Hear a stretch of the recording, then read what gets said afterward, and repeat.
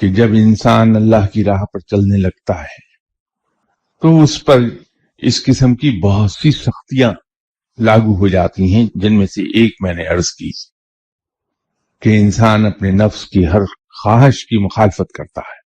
فرض عبادات کے علاوہ اس پر اور بہت سے نفلی عبادات لاد دی جاتی ہیں۔ فرض روزوں کے علاوہ اس پر بہت سے نفلی روزے لاد دیے جاتے ہیں کہ میں دنیا سے کٹا رہوں، وہ نفلی عبادات میں گزارتا ہے۔ بلکہ ایک وقت وہ بھی آتا ہے کہ انسان ٹیلی ویژن دیکھنا بند کر دیتا ہے، گھر میں رہتے ہوئے ہی بھی تنہا رہتا ہے، وہ ڈسٹریکٹ نہ ہونے پائے دوسرے آدمیوں کی مداخلت سے۔ ٹیلی ویژن پروگرامز بہت بڑی ڈسٹریکشن ہیں، وہ ان چیزوں سے دور ہو جاتا ہے کہ وہ ڈسٹریکٹ کریں گے۔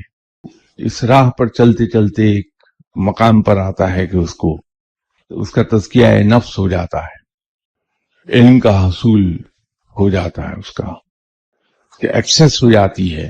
اصرار قدرت پر لیکن پوری طرح نہیں ہوتی، کبھی کسی کی نہیں ہوئی، ایک ہلکی سی جھلک۔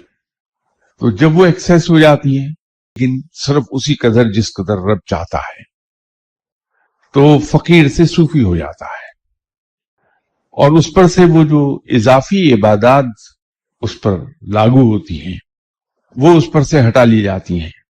یہ سختیاں نفس کو سیدھا کرنے کے لیے جو ہوتی ہیں وہ ہٹا لی جاتی ہیں، تو پھر وہ صرف ریفریشر کورس کرتا ہے کہ کہیں کہیں اپنے نفس کو سزا دینے کے لیے جہاں اس نے محسوس کیا کہ نفس منظور ہو رہا ہے، وہاں پسندیدہ ترین چیز سامنے رکھے گا اور مرچوں سے روٹی کھا لے گا تاکہ نفس کو سزا ملے۔